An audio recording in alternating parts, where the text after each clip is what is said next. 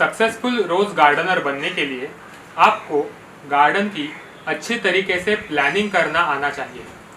अच्छे तरीके से प्लानिंग होने के बाद आपका एग्जीक्यूशन आसान हो जाता है। रोज गार्डनिंग के 5 महत्वपूर्ण पॉइंट्स मैं इस वीडियो में आपको बताऊंगा। ये पॉइंट्स रोज गार्डनिंग के लिए स्पेसिफिकली बताए गए हैं, लेकिन आप इन्हें बाकी किसी भी गार्डनिंग के प्लानिंग करते वक्त इम्प्लीमेंट कर सकते हैं।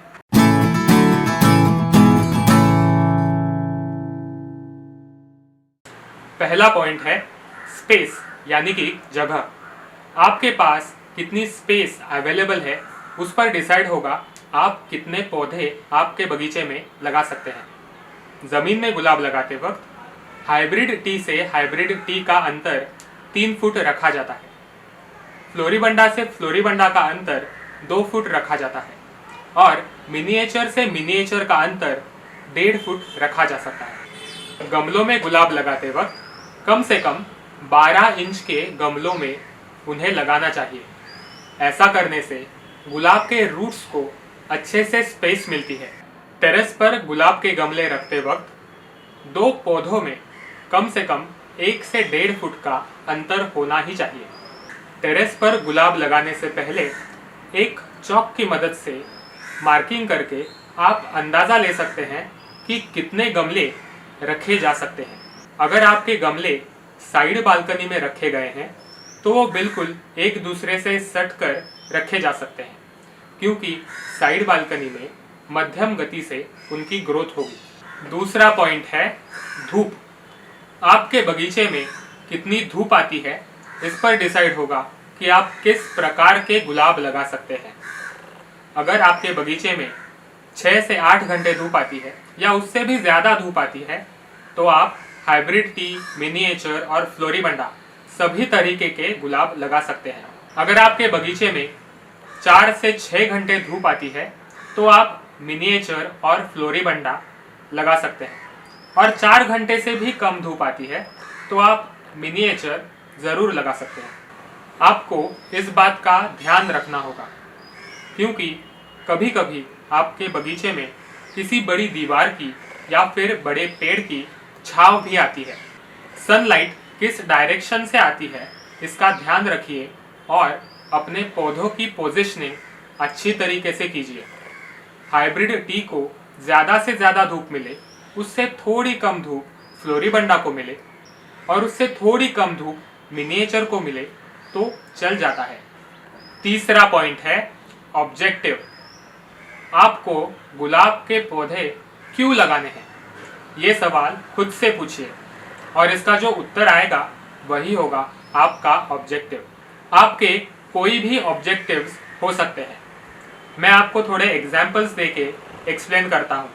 फॉर एग्जाम्पल, आपका ऑब्जेक्टिव हो सकता है कि मुझे सिर्फ और सिर्फ फ्रेग्रेंट वैरायटीज़ मेरे बगीचे में लगानी है, तो ऐसे वक्त आप फ्रेग्रेंट वैरायटीज़ लगाइए। आपका ऑब्जेक्टिव लैंडस्केपिंग करना भी हो सकता है, तो आप मिनिएचर और फ्लोरीबंडा वैरायटीज़ लगाइए।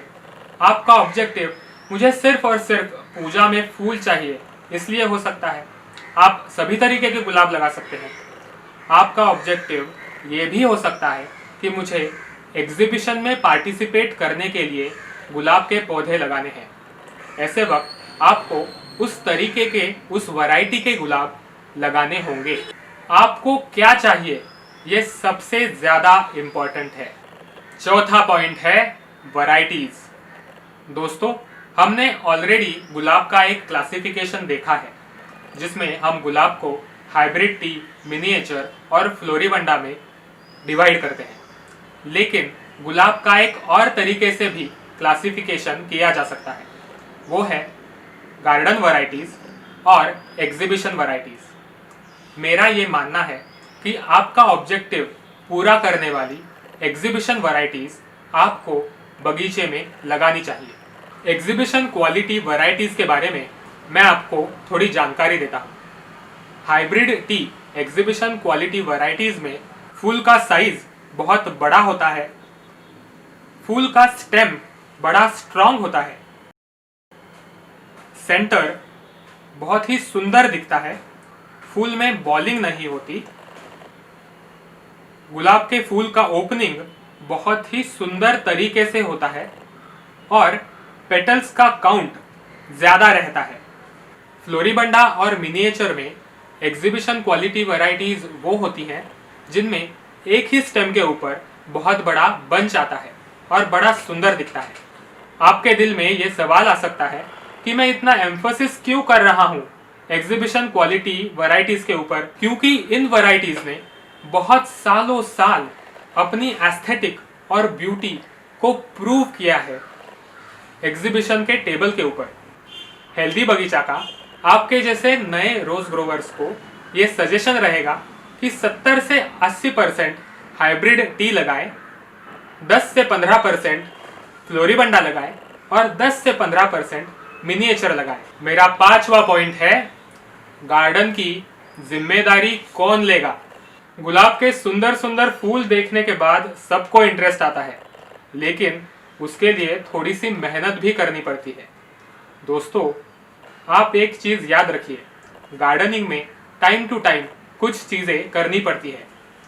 15 दिन में एक बार आपको स्प्रे लेना पड़ेगा, कम से कम 15 दिन में एक बार आपको खाद देनी पड़ेगी और पानी तो रोज़ ही देना पड़ेगा।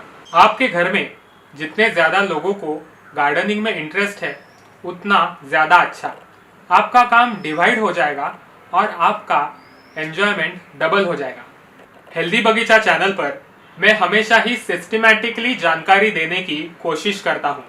इस चैनल को सब्सक्राइब कीजिए, बेल आइकॉन दबाइए। आपके कोई सवाल हो तो कमेंट सेक्शन में पूछिए। ये वीडियो कैसा लगा वो भी बताइए। लाइक कीजिए और अपने दोस्तों को शेयर कीजिए।